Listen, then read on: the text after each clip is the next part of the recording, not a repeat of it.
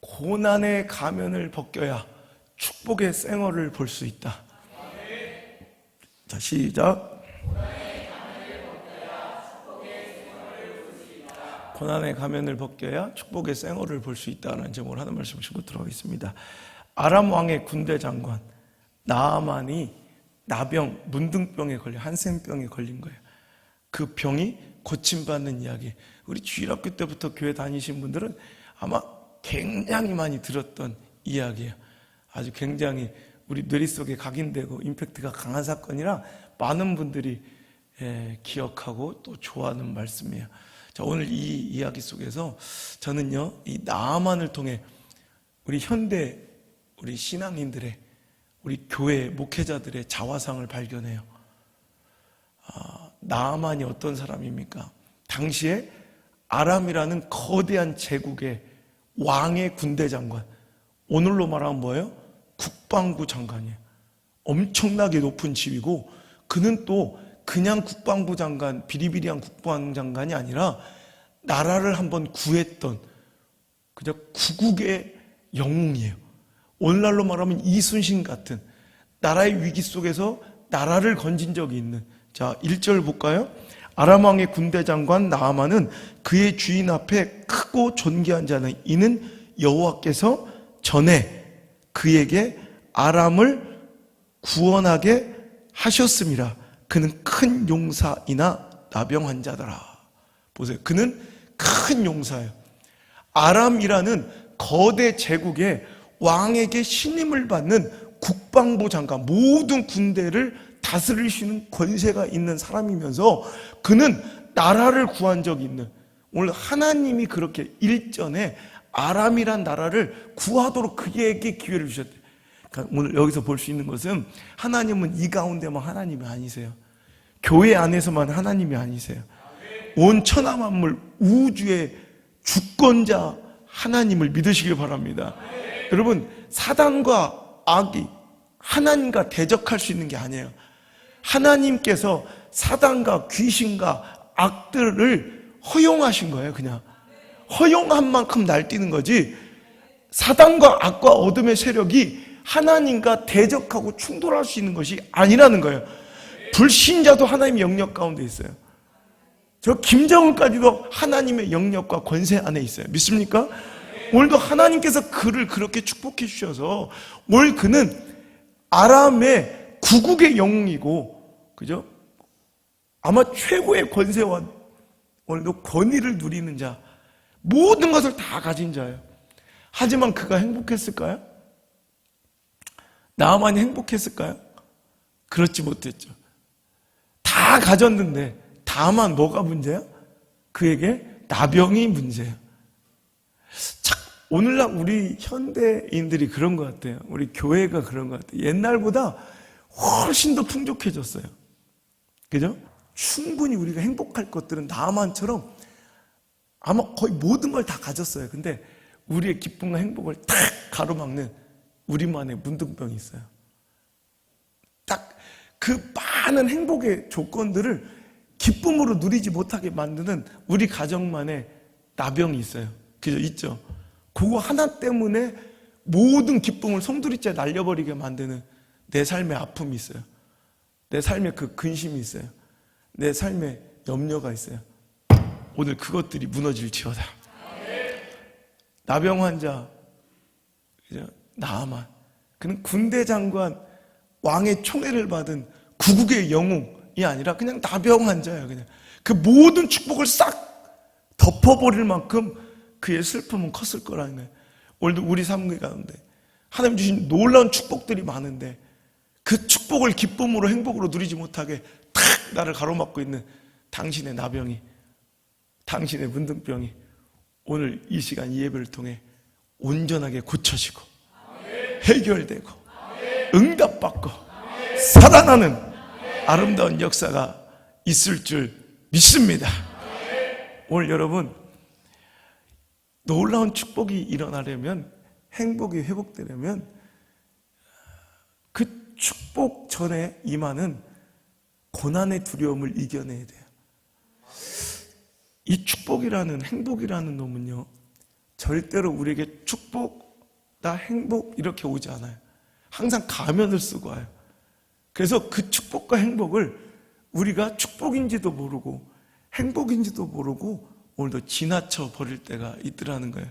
그는 꼭 고난의 가면을 쓰고 들어와서 우리를 속여요. 그래서 축복이 축복인 줄 알면 우리가 당연히 붙잡죠. 이게 행복이고 행복인 줄 알면 우리가 당연히 붙잡죠. 이게 기적인 줄 알면 우리가 당연히 붙잡죠.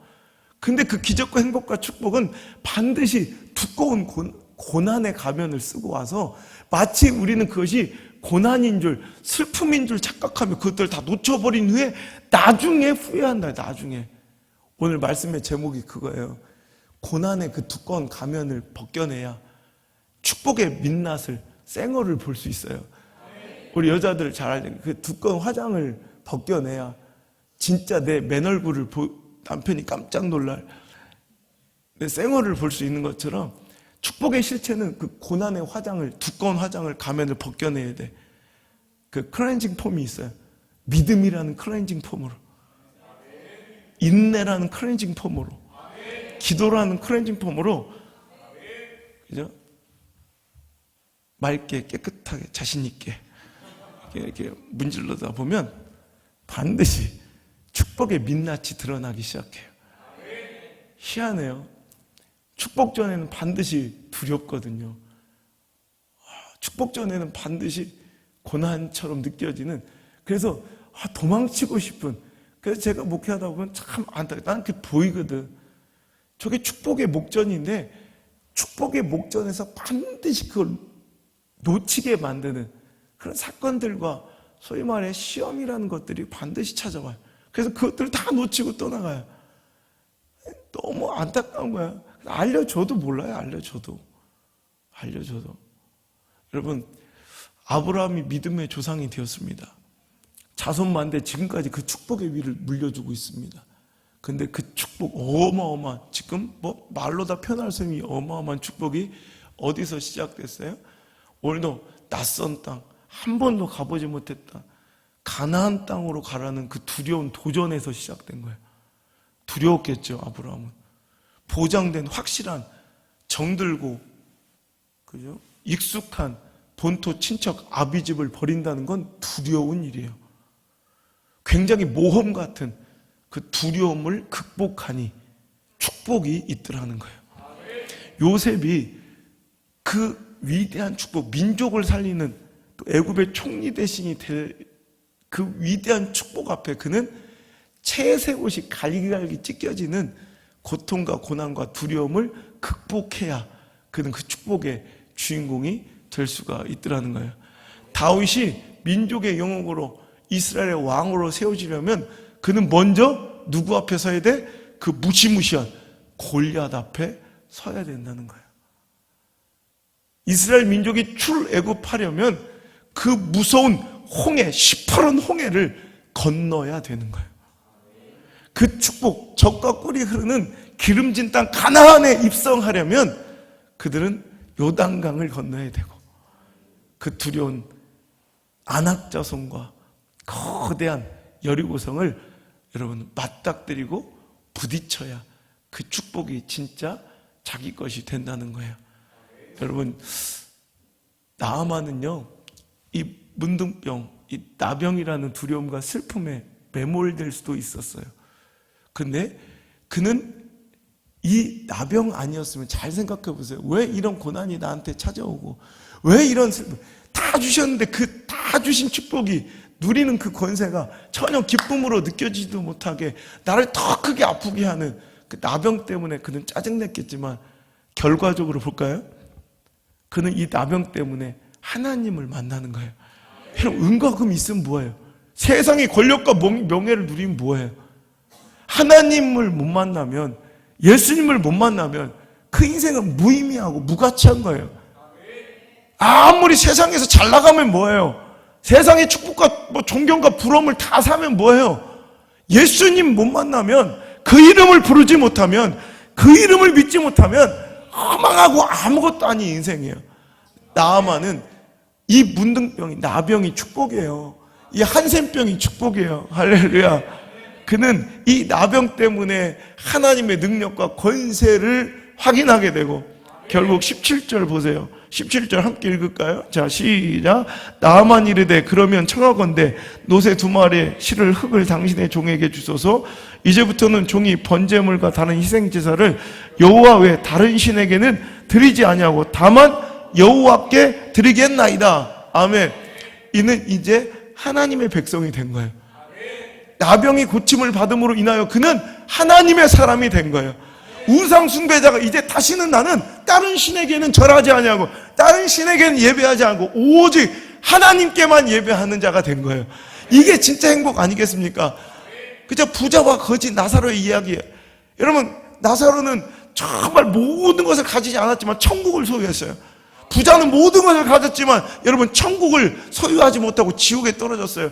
그는 후회하고 탄식하며 이 거지였던 자기 집 앞에서 정말 그렇게 처참하고 비참한 삶을 살았던 그 나사로에게 그 물 한 방울을 청하는 지옥의 삶을 살아가며 그것도 허락되지 않자 나는 이제 어쩔 수 없다면 내 형제들이 아직도 이 땅에 살고 있으니 그들에게 제발 지옥 오지 말라고, 제발 예수 믿으라고 그들에게 좀 알려달라고 간청하는, 오히려 영원한 패자가 되는 거예요.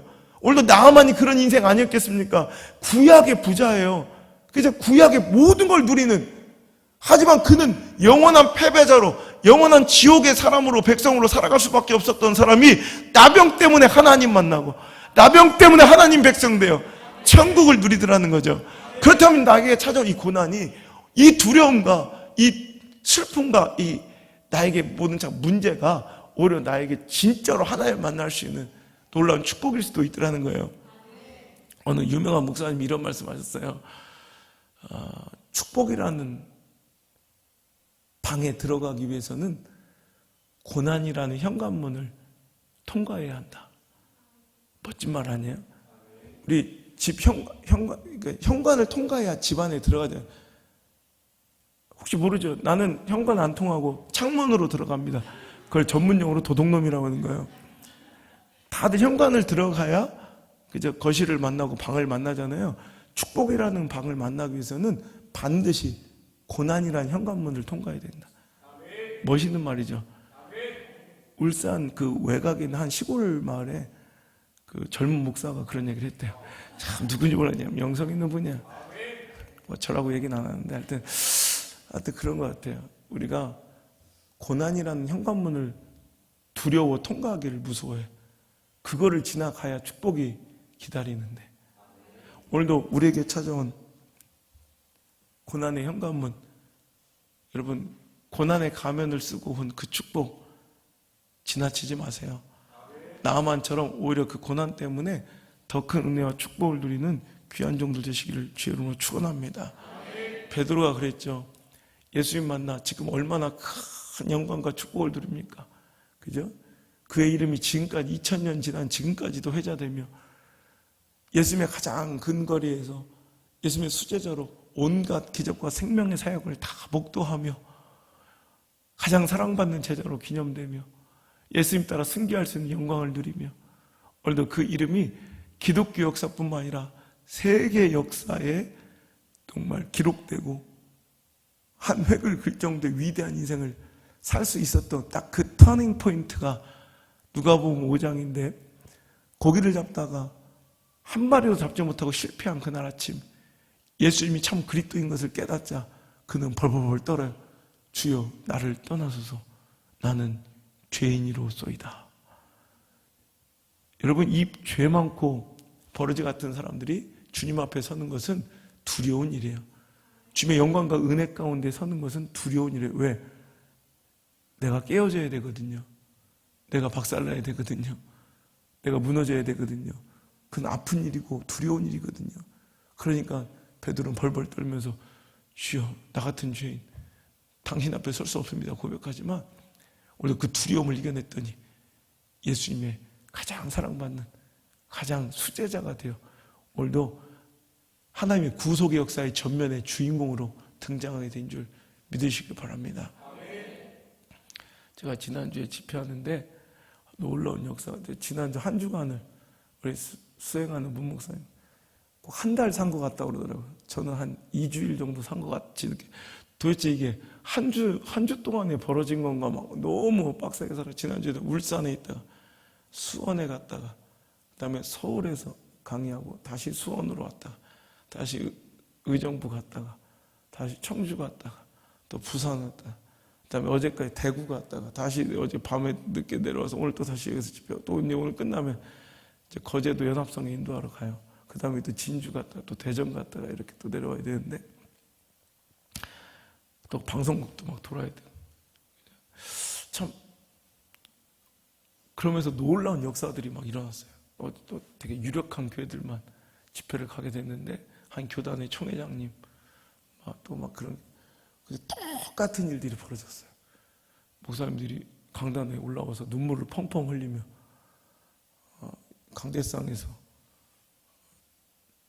이제 어떤 분은 40일 동안 어떤 분 안 목사님 같은 저 뜨거운 열정이 회복될 때까지 내가 지금까지 쉬어하고 있었다고 내가 다시 기도하겠다고 막 울면서 똑같이 그리고 장로님들이 무릎을 꿇고 그 큰 대형교회 장로님들이 시키지도 않았는데 내려오더니 막 무릎을 꿇기 시작하고 한 교회는 한 명도 장로님들이 집에 안 가고 밤을 꼬박 세워서 울면서 밤새워 회개하셨대.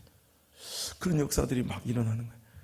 그리고 돌아다니면서 어저께 대구 집회 거기도 큰 대구의 유명한 교회예요.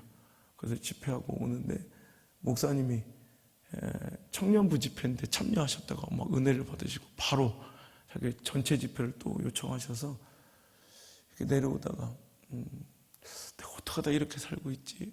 막 이런 내가 어떻게 이렇게 진짜 막 웬만한 목사님들 한 달치 분량의 스케줄을 저는 한 주 한 주에 치러내고요.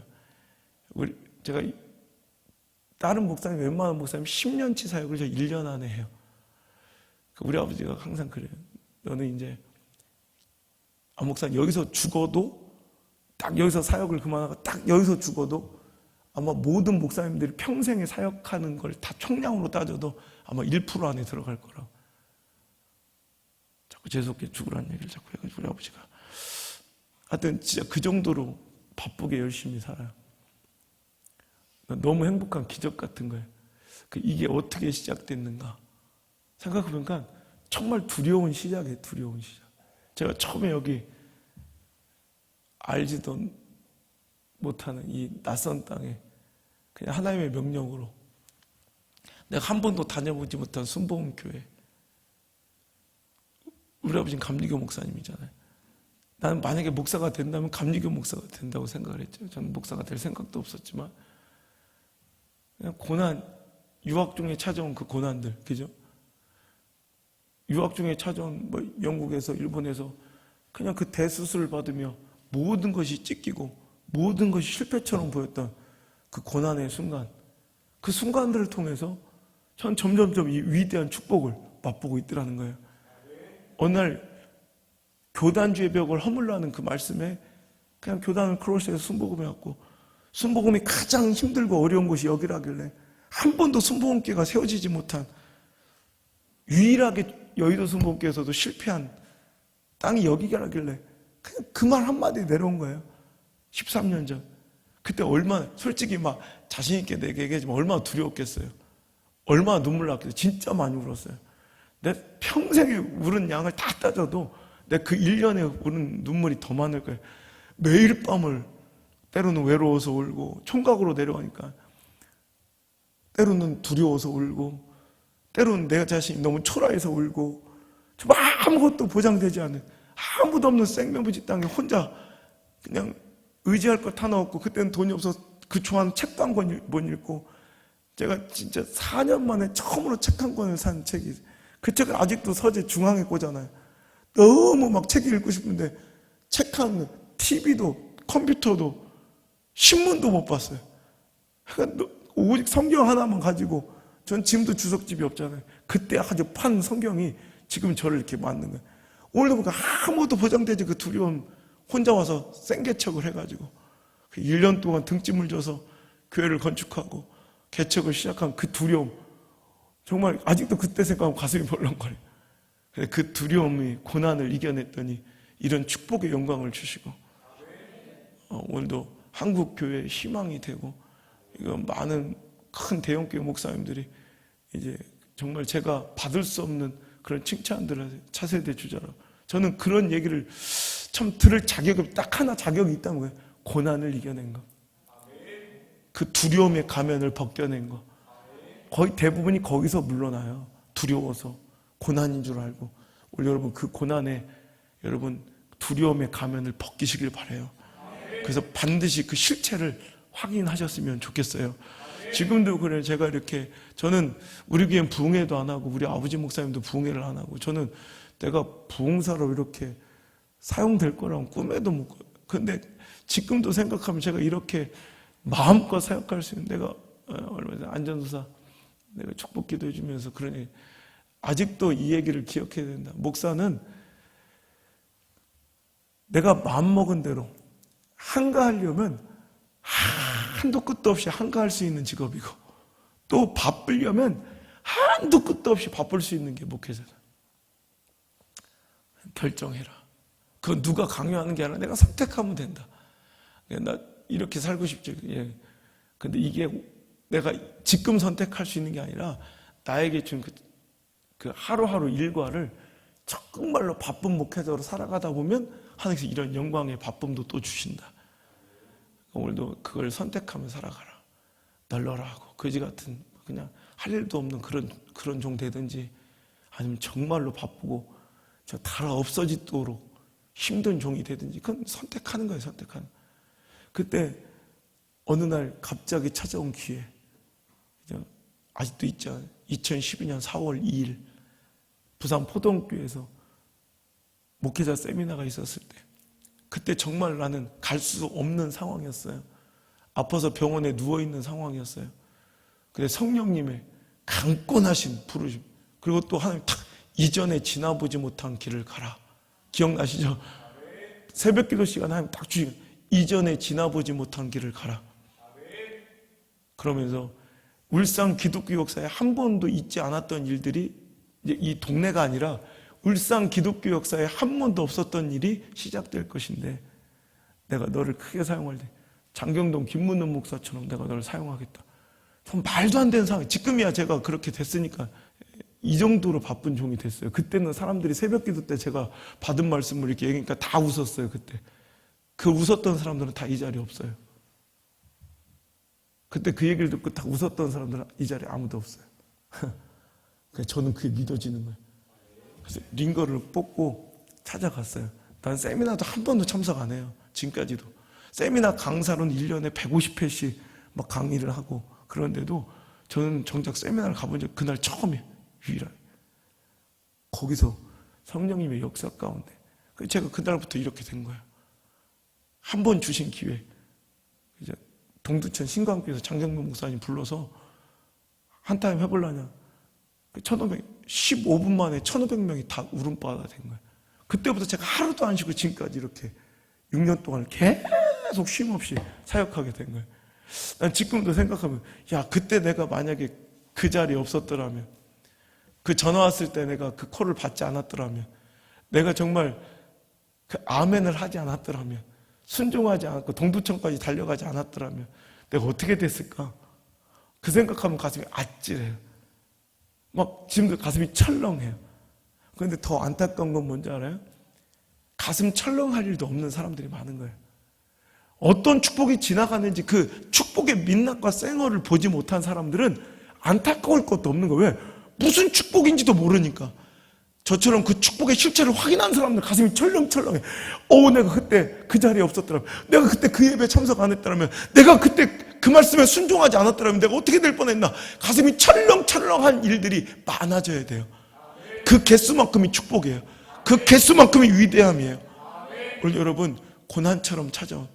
그래서 제가 옛날 그 설교를 내가 한번 이렇게 듣다 너무 은혜를 받은 게 어떤 일이 있었는지 저 잊어버리고 있었는데 김문도 목사님이 갑자기 서산에 집회가 있는데 저한테 같이 집회 좀 해달라는 거예요. 그 이제 6년 전이죠. 그러니까 그래서 갔더니 그래서 자기가 이제 스케줄이 이렇게 지금도 이제 한 4일짜리 들어왔는데 너무 놓치기 싫은 집회가 있으면 저랑 이틀씩 나눠서 하고 그래요. 그런데 그때 어디 안동인가에서 집회하고 있는데 시간이 안 되니까 내가 먼저 가서 한 40분 정도에서 1시간 정도를 설교해 주면 자기가 와서 뒤이어서 1시간 반을 이렇게 하겠대. 그래서 내가 진짜 바쁜 스케줄이었는데 김문호 목사님 내 사부님이니까 알겠습니다 목사님, 제가 가서 먼저 이렇게 시간 하겠습니다. 그래서 갔어. 그런데 갔더니 이제 막 포스터에 김문호 목사님 온다고 그러니까 사람들이 이제 모인 거예요. 그런데 그때는 제가 막 무명이고 막 이제 막 뜨기 시작할 때라 딱 갔더니 뭐 모르는 놈이 와가지고 막 이렇게 막 그러니까 별로 이렇게 마음에 안 드는 게 눈치가 보여. 근데 그날 어떤 일이 있었냐면 온다는 시간에 목사님 아우데 주최 측에서 자꾸 막 좀만 더 해달라고. 그러니까 김 목사님 계속 늦는 거야. 그래서 올해 거꾸로 원래 내가 한 30-40분 하고 목사님 1시간 반 하기로 했었는데 내가 한 2시간을 하고 김은동 목사님 거꾸로 간증자처럼 와가지고 한 30분을 하게 된. 그래서 내가 근데 막 계속 시간 끌다가 내가 2시간 설교하는데 딱 헐레벌떡 오더라고. 그래서 내가 여러분 이제 제 메인 설교를 끝내고 머리 허연 분이 올라와서 간증을 30분 할 것입니다. 그때 사람들이 막 웃는 거예요. 근데 2시간 만에 이제 막 회중들을 이제 다 이제 사로잡았죠. 그리고 나서 제가 그랬어요. 여러분들은 오늘 참 축복받은 사람들이라고. 앞으로 5년 후에 한국 교계에 이 부흥사 혹은 뭐 이런 집회의 판도가 바뀔 건데 그 주인공이 바로 여기 있다고. 근데 당신들은 그 주인공을 본 거라고. 당신들이 지금 내가 누군지 모르고 이렇게 그따위로 앉아 있지만 지금은 내가 5년 뒤에 이제 완전히 판도가 바뀔 거라고. 놀라운 사실은 지난주에 한 무리의 목사님들이 찾아오셨어요. 막 제발 부탁한다고 집회 좀 와달라고. 어딘데요? 막 집회가 하도 많이 들어오니까 요즘에는 한 주에 50개 들어온 주예요. 그때 내가 그걸 다른 목사님들 집회가 없어서 난리인데 저는 거절하느라고 난리예요. 우리 사무실에서 뭐 맨날 우리 전도사들이 그거예요. 막 어떻게든 거절하는 거. 근데 누구신데요? 그랬더니 내가 무조건 할게요. 그래서 일정을 잡아 준비했어요. 먼저 서산시 기독교 연합회 전체 연합성회를 내년에 해달라고. 그러니까 내가 서산에서 그때 5년 전에 딱 했던 얘기가 딱 성취가 돼서, 실은 더 큰 도시도 내가 연합성회 했는데 서산은 저 촌이라 아직 잘 몰라. 좀 항상 늦어요. 근데 드디어 제가 서산 기독교 연합회 전체 연합성회, 그분들이 이제 저를 다 전주도 모를 거예요. 근데 하나님의 말씀은 정확하게 이루어져요. 저는 그래요. 오늘 그 말씀에 내가 감동해서 오늘 원래 준비했던 말씀을 바꿔서 오늘 이 말씀을 하는 거예요. 내가 정말 너무 감동해서 그 간증을 해야겠다. 다 준비해놓은 설교가 있었는데 내가 다 바꾸고 이 설교, 여러분에게도 찾아온 여러분의 나병, 여러분을 행복하게 기쁘지 못하게 만들고 있는 여러분 그 고난처럼 보이는, 슬픔처럼 보이는 두려운 시간이 있을 거예요. 그걸 잘 견뎌내서 그 두꺼운 고난에 가면 다 벗겨버리고 반드시 그게 축복인 줄 믿으시고요. 그 축복의 민낯을 확인하는 아름다운 종들 되시기를 주의 이름으로 축복합니다. 제가 지난주 어이없는 사건이, 제가 그 가약교회에서 집회를 하는데 은혜가 오죽 은혜가 있으면 그 목사님이 강단에서 막 펑펑 우시면서 막 회개를 하시고 밤을 새워, 권사님 장로님들이 안 가고 밤을 새워서 기도를 했다니까. 전 집회 끝나고 집에 오고 그날 밤 새워서 교회에서 그냥 아무도 떠나지 않고 그런 역사가 그럼 은혜가 충만했다는 얘기잖아요. 그런데 그때 또 어떤 일이 일어났는데, 그런데도 그 집회에 참석했던 사람들, 그럼 거의 그 정도 되면 막 둘째 날, 셋째 날 더 늘어나서 앉을 자리가 없어야 되는데 그렇게 확 늘어나지 않더라고. 목사님이 전화를 했대요. 왜 안 오냐 집회를. 그랬더니 일부 첫날 집회 참석했던 사람들이 그래, 두려워서 못 가겠다고. 무슨 얘기냐 했더니 은혜 받을까 봐 두려워서 못 가겠다고. 딱 보니까 자기가 은혜 받을 것 같더래. 첫날 와보니까 은혜 받으면 어떻게 돼야 돼? 내가 변하고 헌신하고 순종하고 내가 깨어질까 봐 은혜 받을까 두려워서 안 나온대. 비참하지 않아요? 이게 우리들의 자화상이에요. 영적인 문둥병에 걸려서 오히려 고침받기를 싫어하는 거예요. 오늘 여러분 두려움을 이겨내셔야 돼요. 고난의 가면을 벗기셔야 돼요. 그래야지 아름다운 위대한 축복들이 기다리고 있음을 믿으시길 바랍니다. 두꺼운 가면, 고난의 가면을 벗기면 축복이 나옵니다. 두 번째, 초라해 보이는 단순함의 가면을 벗기면 반드시 위대함이 나와요. 여러분, 또 위대한 일들은 위대함 이렇게 나오면 좋은데 꼭 가면을 또 쓰고 와. 초라함과 아주 단순하고 단초라함의 가면을 쓰고 와서 허접하게 보여. 그래서 그런 것들을 그냥 지나쳐버리는 사람들이 굉장히 많아요. 그날 보세요. 새벽 기도 기간에 이렇게 엎드려 기도하는데 하나님 주신 딱 한마디, 이전에 지나보지 못한 길을 가라. 딱 그 말씀 한마디를 전 받은 거예요. 그래서 여러분에게 선포했고, 이 자리에 그때 계셨던 분들도 있죠. 하나님 역사의 주인공으로 여러분을 삼아주신, 그때 지금 그런 일이 벌어졌잖아요. 그죠? 또 올라온 일이에요. 그 자꾸 저 한마디 말씀. 제가 여기 와서 개척을 하게 된 이유, 저는 뭐 지금도 큰 교회 청빙을 많이 받지만 전 여기 올 생각이 전혀 없죠. 경상도 와서 살 생각이 전혀 없었거든요. 딱 한마디, 울산은 순복음의 무덤이다. 이 한마디에 저 그게 하나님의 명령으로 들리는 거야. 그냥 교수님이 신학교에서 그냥 강의 중에 툭 던진, 아무도 듣지 못한 말이에요. 그냥 툭 던진 말. 울산은 어찌 이렇게 안 되나 몰라, 순복음이. 울산은 순복음의 무덤이야. 이 한마디가 전 들리는 거야. 하나님의 컬링, 부르심으로.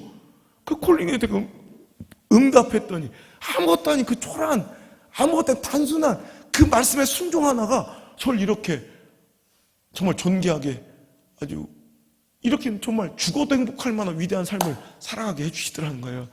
이런 위대한 삶은요, 뭔가 막 하늘이 열리고 막 빗줄기가 여러분에게 쏟아져 큰 음성이 있으니 나와 함께 가자 막 이런 일이 일어나지 않아요.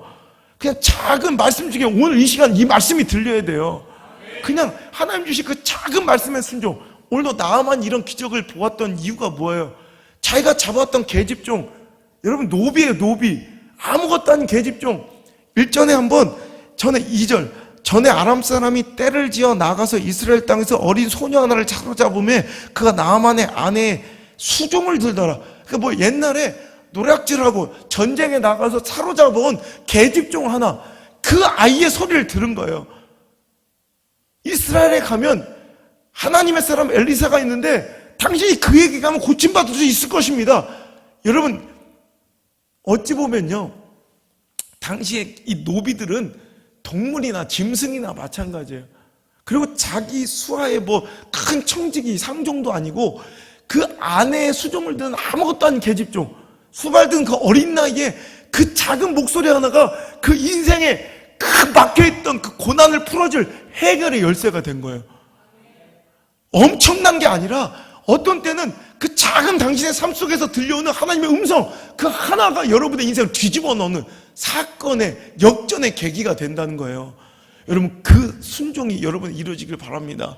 엄청난 게 아니에요. 오늘도 새벽 기도하라, 새벽 기도하고, 오늘도 이번에 전도 한 명 시합시다, 전도 한 명 하고, 뭔가 이게 작은, 이게 그냥 대나가나 짓거리는 게 아니라 하나님께 주신 이 말씀에, 오늘도 이상하게 병실에 누워있는데 오늘도 이상하게 4월 2일 포동교회 가야겠는 거야. 이상하게 거긴 내가 가야, 하나님 나에게 하실 말씀, 내가 항상 그때 가지. 제가 그때 저와 함께 갔던 그분이, 내가 하나님께서 나를 부르세요 그랬어요. 목사, 이게 무슨 일입니까? 왜 병원에서 링거를 뽑고 나오십니까? 그래. 하나님께서 우리 교회에게 하실 말씀이 있으세요. 나에게 하실 말씀이 있으신 것 같아요. 그 끌림 하나에 순종했더니 제가 이렇게 된 거예요. 얼마나 기적이에요, 기적. 보세요, 이 정장도 오늘 팬클럽들이 보내줬어요. 맞춤 정장으로 2벌이나. 전국에서 지금 막 선물이 와. 너무, 내가 어떻게 하다 이렇게 됐지? 막 너무 행복한 거예요. 우리 엄집사가 한번 맞춤 정장 하라고 돈을 줬는데 내가 다른 걸로 썼어요. 근데 하나님께서 딱 정확하게 맞춤 정장을 주셔가지고 내가 미안해 죽어가지고 내가 딴 데 써가지고 내가 미안했는데 딱 이렇게 2벌이 가서 요거라고 뻥칠 하다가 고백하는 거 그냥 하여튼 얼마 뭐 기적 같은 일들이 벌어져요. 근데 그 작은 순간, 그때 뭐 하나님께서 막 천지 어찌 죽을 흔들며 나를 끌어가신 게 아니에요. 뭐 엄청 그냥 단순한 전화 한 통 혹은 마음의 끌림, 신문 보다가 딱 하나님께서 나를 부르신 것 같은 그 작은 이끌림에 순종하는 것, 이게 바로 축복의 비결이에요. 오늘 여러분, 오늘 하나님께 주신 이 작은 것들을 순종하세요. 초라해 보이고 아무것도 아닌 게 아니죠. 아니어 보이는 그 말씀에 한번 순종해 보세요. 여러분, 그 작은 것들이 쌓여 모여 엄청난 위대한 축복이 시작돼요. 또 나아만 그 소리에 순종해서 갔어요? 계집종의 말에 그 군대 장관이 순종해서 간 거야. 갔더니 자기 생각으로는 어떻게? 자기가 이렇게 지쳐놓고 또 엄청난 예물을 갖고 왔으니 어떻게 돼? 하나님의 사람은 자기에게 막 환부한채 막 손을 흔들며 막 엄청난 퍼포먼스를 하면서 그를 고쳐줄 줄 알았더니 갑자기 뭐래? 겨우? 저 요단강에, 그 더러운 요단강에 들어가서 거기서 7번 씻고 나오래. 그러니까 막 열받으면, 우리 동네는 그런 목욕탕이 없어서, 우리 동네는 더 깨끗한 강이 없어서 내가 여기까지 와서 목욕하러 온 줄 아냐?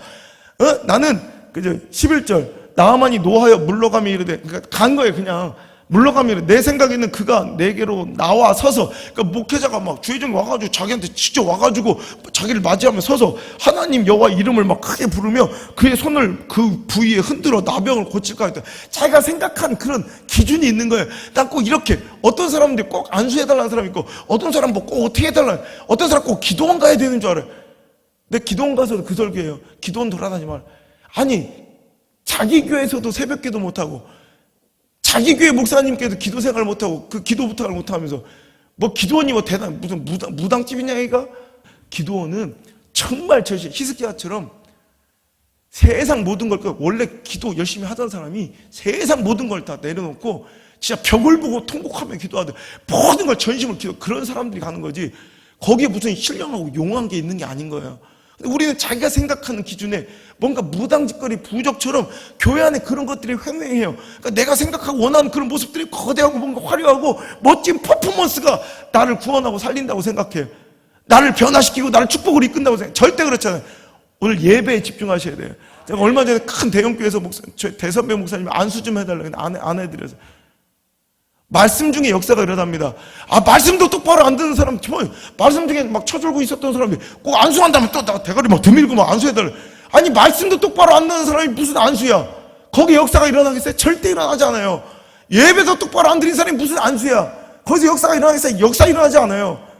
예배 열심히 드리고, 그 단순해 보이는, 아무것도 아닌 초라해 보이는 그 작은 것들에 순종하고, 여러분, 요단강에 몸을 7번 담글 게 깨끗하게 아기살처럼 여러분 나음을 입었습니다. 여러분, 만약에 나아만이 자기가 생각했던 화려한 이 퍼포먼스가 없다고 물러갔더라면, 그대로 도망쳤더라면, 그대로 화를 내며 분노하며 떠나갔더라면 그는 영원히 나병 환자로 살아요. 하지만 그 종의 말을 듣는 거예요.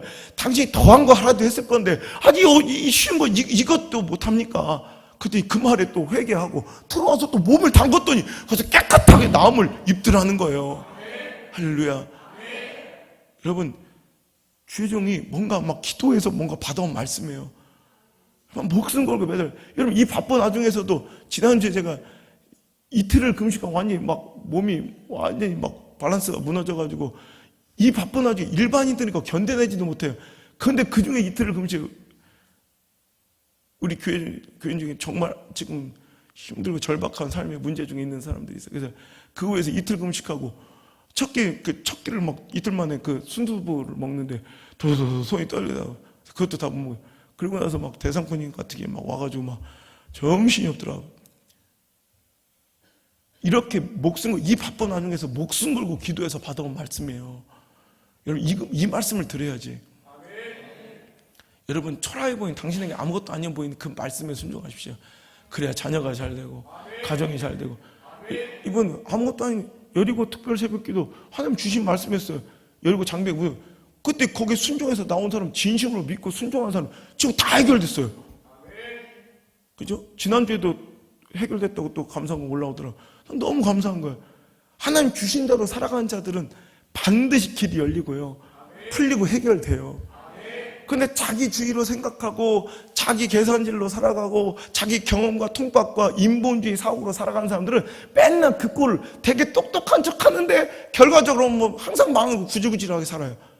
이거는 제가 우리 아버지 목회 40년을 지켜본 결과고, 제 목회 13년, 14년의 결과고 제가 수천 교회를 돌아가면서 만난 결과 자기 인본, 자기 생각, 자기 경험, 자기 지식, 자기 통박, 자기 통념, 자기 관계, 자기 정치 평생 그렇게 살아봐라. 똑똑한 척해서 먼저 하나님이 중심해야 돼.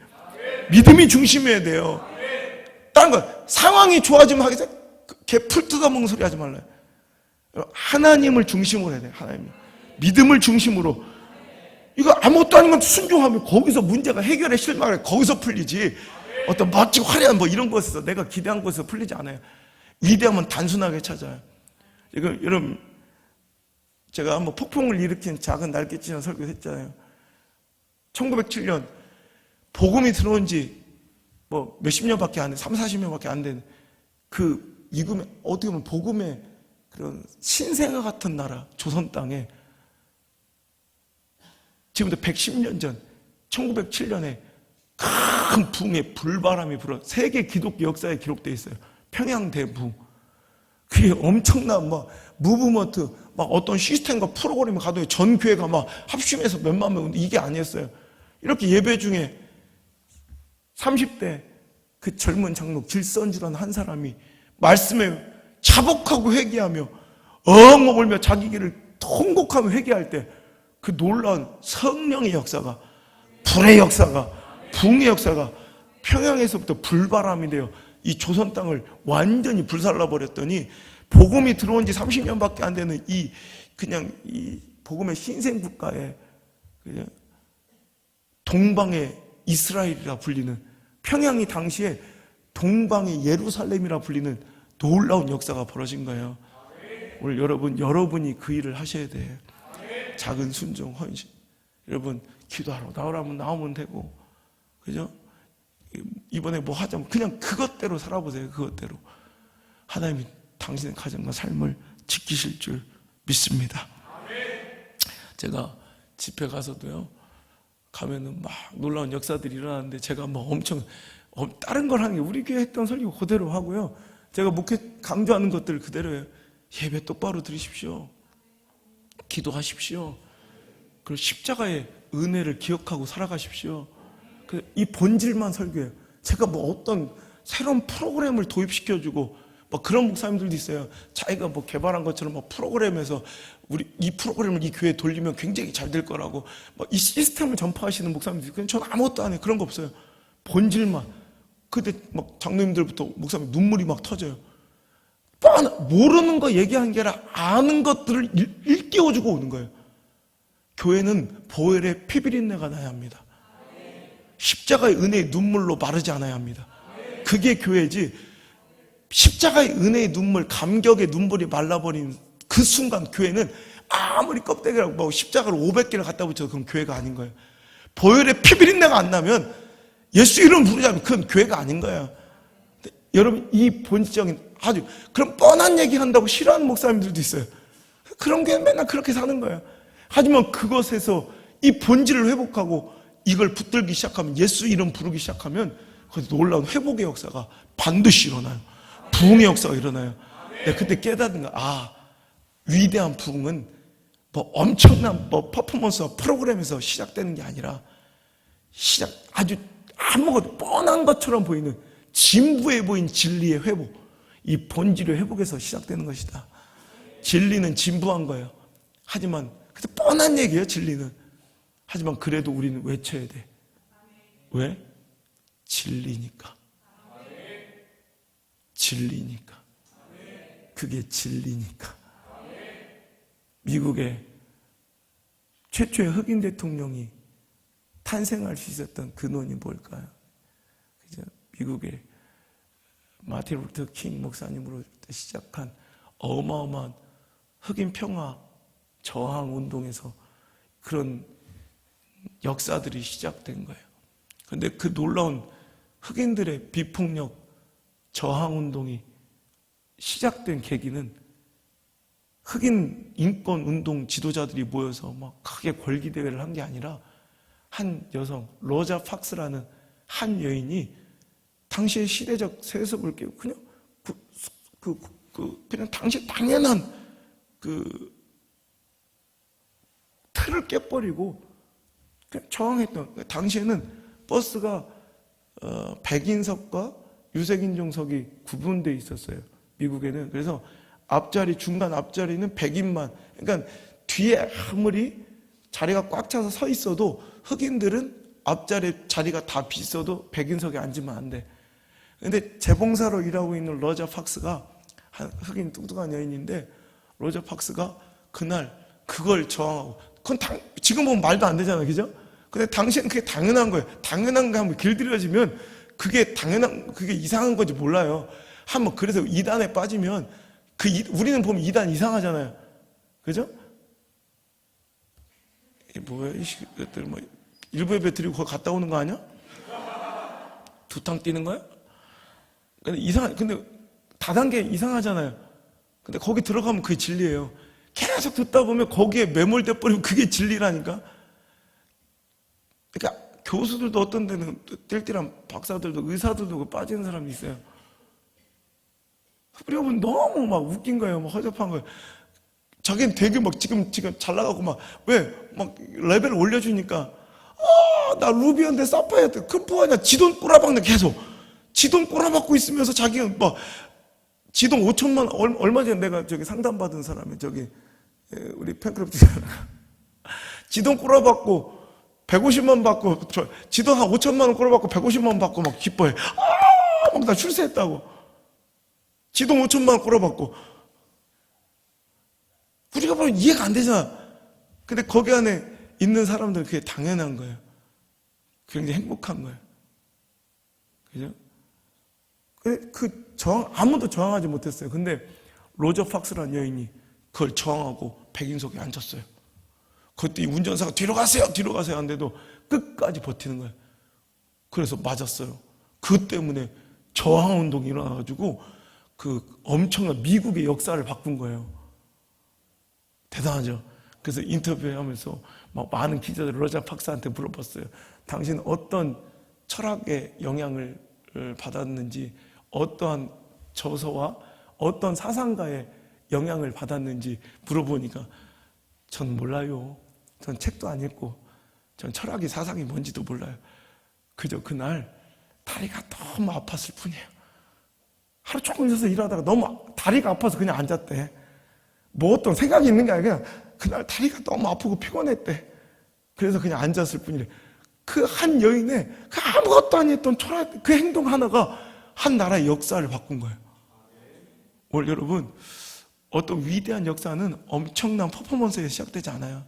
작은 우리의 행동, 실천, 순종, 헌심, 드림, 그 하나에서 놀라운 역사들이 비롯된 일들이 너무나도 많아요. 오늘 여러분, 나아만처럼 오늘 나아만 속에서 나를 발견해야 돼요. 내가 영적 나병 환자, 내가 나아만이었구나. 주신 축복이 너무나도 많은데 그 축복과 행복이 기쁨으로 느껴지지 못하게 나를 꽉 가로막고 있는 나의 나병이 고쳐져야 돼. 나의 문둥병이 해결돼야 돼. 근데 그것이 해결되려면 먼저 고난처럼 보이는 그 두려움의 시간을 극복해야 되고, 또 아주 초라해 보이는, 아무것도 아닌 단초라해 보이는, 단순해 보이는 그 말씀에 순종하며 오늘도 아주 그 작은 하나님의 말씀과 예배에 집중할 때 오늘도 그곳에서 위대한 축복의 민낯이, 쌩얼이 드디어 드러나게 될 줄 믿습니다. 오늘 이 시간 이 말씀을 통해 여러분의 지금 위대함과 축복과 기쁨과 행복을 가리고 있는 그 고난의 두려움의 가면이 벗겨질지며, 단순하고 초라해 보이는 그 가면이 벗겨져 정말 이게 위대한 삶의 시작이었음을 발견하는 놀라운 영적 분별력과 영의 시선이 활짝 열리길 주의 이름으로 축원합니다.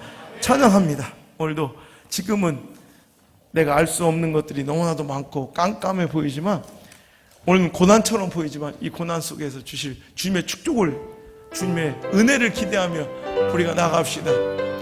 왜 나만 겪는 고난이냐고, 왜 나만 겪는 고난이냐고, 불평하지 마세요. 고난의 뒤편에 있는 주님이 주실 축복, 미리 보면서 감사하세요. 너무 견디기 힘든 지금 이 순간에도 주님이 일하고 계시잖아요. 남들은 지쳐 앉아있을지라도 당신만을 일어서세요. 왜 이런 슬픔 찾아왔는지, 왜 이런 슬픔 찾아왔는지 원망하지 마세요. 당신이 잃은 것보다 주님께 받은 은혜 더욱 많은 은혜 감사하세요. 아멘. 너무 견디기 힘든 지금 이 순간에도 주님이 일하고 계시잖아요. 남들은 지쳐 앉아있을지라도 당신만은 일어서 힘을 냅시다. 힘을 내세요. 힘을 내세요. 주님이 손잡고 계시잖아요. 주님이 나와 함께함을 믿는다면 어떤 고난도 견딜 수 있잖아. 힘을 내세요. 힘을 내세요. 힘을 내세요. 주님이 손잡고 계시잖아요. 주님이 나와 함께함을 믿는다면 어떤 고난도 견딜 수 있잖아요. 힘을 냅시다. 힘을 내. 그 고난의 두려운 가면을 벗겨내고 반드시 주님 주시는 축복의 생업 민낯을 확인하시는 2017년도가 되길 원합니다. 단순해 보이는, 초라해 보이는 그 말씀에 집중합시다. 그 예배 한 시간에 집중합시다. 그럴 때 당신에게 놀라운 위대한 인생이 시작됩니다. 다시 한번 하나님의 약속입니다. 내세요. 힘을 내세요. 주님이 손잡고 계시잖아요. 주님이 나와 함께함을 믿는다면 어떤 고난도 견딜 수 있잖아요. 고난처럼 보이는 그 두려운 두꺼운 가면을 벗겨내고 진정 하나님께서 우리에게 주시려고 예비하신 축복을 발견하고 그 행복을 누리는 하나님의 거룩한 백성들 될 수 있도록 인도하여 주옵소서. 두려워 떨며 그 고난의 현관문 지나지 못하는 자 없게 하시고 오늘도 이 말씀이 힘이 되어 담대함이 되어 고난의 현관문 활짝 열어젖히고 축복의 방을 경험하는, 축복의 집에 들어가는 위대한 종들이 되게 하여 주옵소서. 오늘도 단순하고 초라해 보이는 그 가면을 벗겨내고 실은 위대한 하나님의 역사의 시작임을 알게 하여 주옵소서. 영적 분별력 있게 하시고 민감함 있게 하셔서 저들의 삶 속에 그 작고 초라해 보이는 말씀 하나에 순종하게 하시고 엎드려 기도하게 하시고 마음의 감동에 헌신하고 순종하며 드리게 하시고 그 작은 예배 한 시간에 집중할 수 있도록 축복하여 주옵소서. 그럴 때 저희들의 삶이 내가 꿈꾸지도 기대하지 못했던 놀라운 위대한 축복에 아버지여 서막이 될 줄 믿사오니 아버지 저희들의 삶 속에서 역사하여 주옵소서. 깊은 절망에 빠져 허적거리며 이제 끝났다 포기하라는 자들이 있습니다. 오늘 주님의 그 그 보혈의 피 오는 손으로 저희 연약한 팔을 붙잡아 주시고 다시 힘있게 일으켜 세워주셔서 다시 회복할 힘을 주옵소서. 일어날 힘을 주옵소서. 소망의 빛을 주옵소서. 주여, 모든 어려움을 이겨내고 오늘 그 어려움과 슬픔과 그 모든 상처를 먼 훗날 자랑하며 추억하며 간증할 수 있는 아름다운 역전승의 주인공, 최우승의 주인공이 되게 하여 주옵소서. 이제는 우리를 위하여 십자가 지시도 머뭇거리지 않으신 예수님의 은혜와 나 같은 걸 살리기 위해 독생자들의 심장을 십자가에 찢어 뿌리신 하나님의 은혜와 오늘도 나와 함께 하시며 넘어지고 실패하며 절망하고 좌절한 나를 일으켜 세우시고 공급하시고 위로하시고 고쳐주시고 인도하시는 보혜사 성령님의 그 아름다운 역사와 능력이 오늘 이 자리에 나와 고난과 두려움처럼 보이는 두꺼운 가면을 벗어내고 축복의 생활을 확인하기를 간청하며 결단하며 위로받고 돌아가는 모든 성도들의 머리 위에와 자들의 가정과 생업의 터전과 자녀들의 인생과 저들의 삶의 모든 문제 위에 이제부터 떠나가지 마시고 영원토록 함께 머무시기를 간절히 축원하옵나이다. 아멘.